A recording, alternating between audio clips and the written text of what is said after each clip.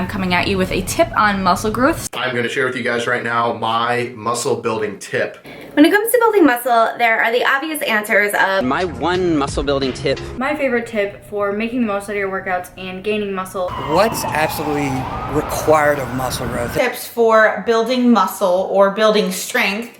The number one most important thing about adding muscle. What's up, kitten cats? So today we are here for another informative video. While I loved doing all the travel vlogging and showing you guys my fun times with my friends and with the spokesmodel search, I'm so excited to be getting back into more informative content because that is what I love, and I'm really excited about this video today. So this one is a bit of a special informative video. If you guys watched Amanda Bucci's dieting tips video, which if you haven't, I will link that below as well.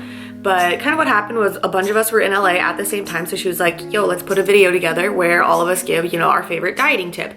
And we all thought that was a really great idea. I was like, we should keep doing stuff like this. So this is the next, I guess you could call, episode in a sort of roundtable series of where we get multiple different fitness YouTubers that you guys love and want to hear from, talking about one specific topic, giving a quick little tip on it, you know, their favorite tip. So today we are here for your fitness YouTubers' favorite tips for muscle growth. I figured what better time, you know, first of all, muscle growth is something that I get asked about a lot, especially from females, you know, what's the best way to grow muscle, tips for reverse dieting, all of that stuff. And so I figured what better time than after I'm done prepping for the spokesmodel search and I'm now entering a muscle growth phase again, what better time to talk about some of our favorite tips for muscle growth. I'm so excited to share this video with you guys. Let's get into it.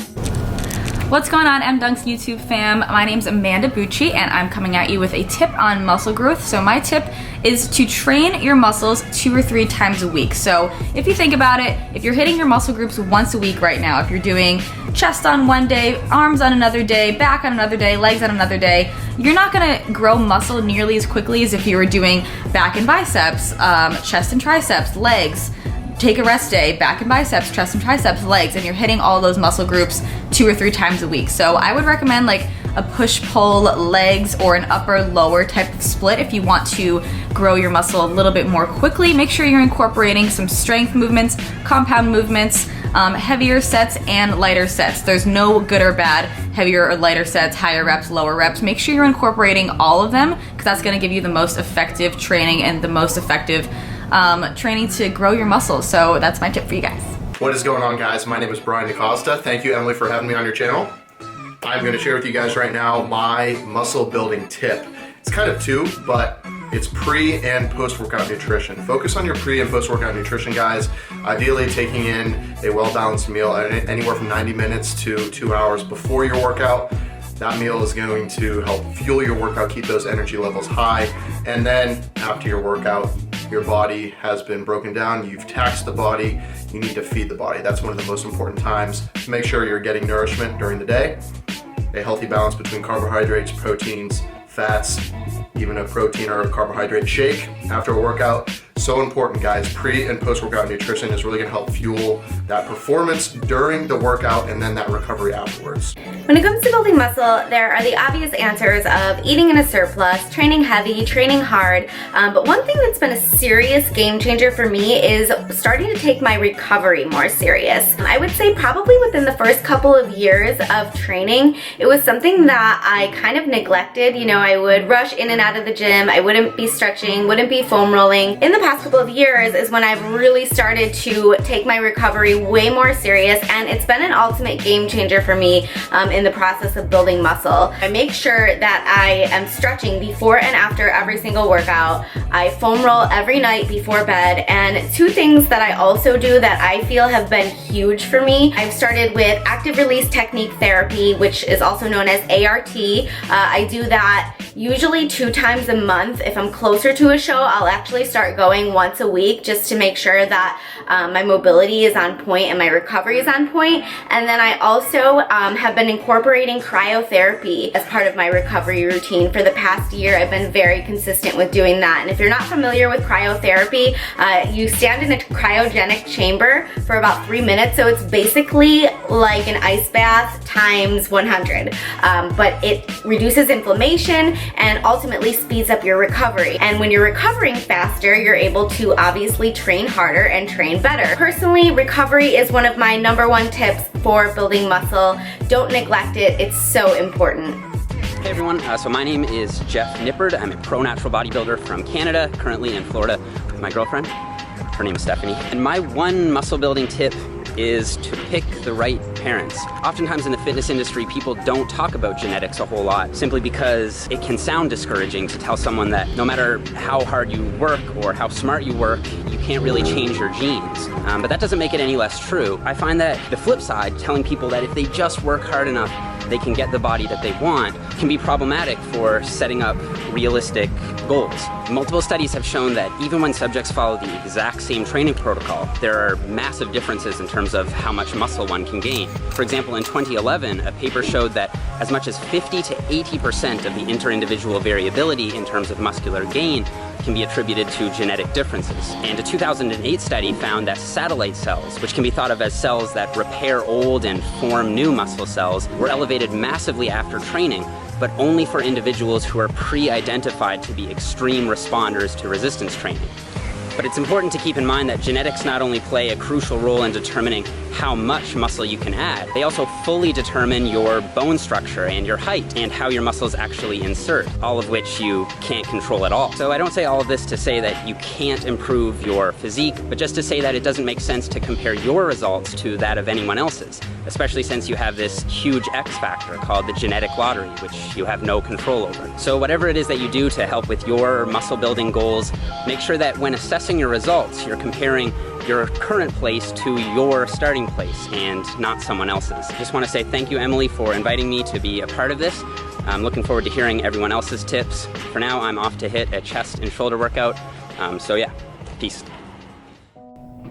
Hey guys, my name is Marie. Thanks to Em for having me on this video. I'm really excited to see the finished product because I love hearing everyone else's tips and tricks. My favorite tip for making the most out of your workouts and gaining muscle is not being afraid to experiment with your movements. So one person's best execution of an exercise might be totally different than yours. A lot of things come into play here, like your personal biomechanics, your motor patterns, if you have any muscular imbalances, and just preferences and what feels good. Maybe you've had previous injuries. So definitely don't be afraid to experiment with what works best for you, whether it be your foot placement, your grip, and this starts from the setup of the exercise to the execution, the cues that you give yourself when you're actually performing it. So never be afraid to experiment and try different things, maybe even use machines in unconventional ways. You never know what's gonna work best for you, and what works best for you is gonna be different than what works best for everyone else. So always be open to learning new things, trying different executions of the same movement. And personally, that has made a world of difference in my training. I find that I get a lot better pumps, a lot better mind-muscle connection, and therefore a lot better muscle growth. I hope that helps, and enjoy the rest of the video. All right, what's your muscle growth tip? You know, when you asked me this, I thought of what's absolutely required of muscle growth. And if you break it down, the one thing that you absolutely need to see muscle growth is going to be a training stimulus, an adequate training stimulus. You know, we can get away with some of the other things, we can kind of fall off on rest or stuff like that, but you have to have a stimulus to grow from. And unfortunately, I think that social media has kind of blinded us because we see individuals that have a genetic propensity for things to grow really easy. And for the rest of us, for us mere mortals, we have to train intensely. We have to tell that muscle to grow. So that's my one thing. Intensity. Good job. All right, so we have Miss Chanel Collette right here. Ready, go. Hello, Emily's channel. So one of my best tips for building muscle or building strength would be, I know probably people are gonna talk a little bit about food, but for me, it was really truly incorporating fast digesting carbohydrates. Pretty much at any point in my day, depending on whether I'm off season or in season, I truly don't eat a whole lot of slow digesting carbohydrates. I want the nutrients to deliver to the muscle tissue faster because you need those nutrients throughout your entire day, regardless of whether you're training. If you're active at a high volume of training, you need them in all hours of the day. Of course, there's manipulations for your competition prep season, but ideally you want to be eating a fast digesting carb throughout your day.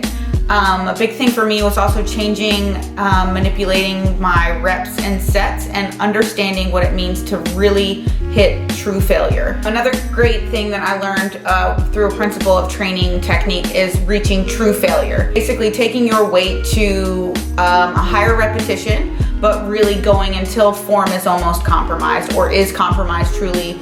As you get more experience with lifting, you'll understand your biomechanics of your body and whether or not like you're lifting it incorrectly, but taking it to true failure where range of motion shortens, that being in that for 2 to 3 reps is not going to be damaging if you're well aware of your biomechanics of your body and how you move. But understanding true failure is definitely going to be one of those tips for people to carry on with. Good job! Yay!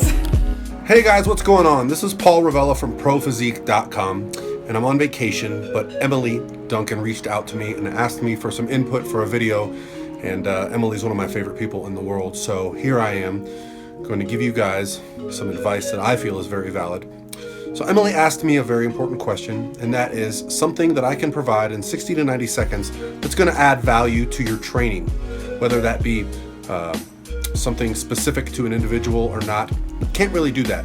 So in 20 something years of training in the gym, what I've really figured out, the number one most important thing about adding muscle, building muscle, improving your body composition, being a better physique athlete, the most important aspect of that would be consistency.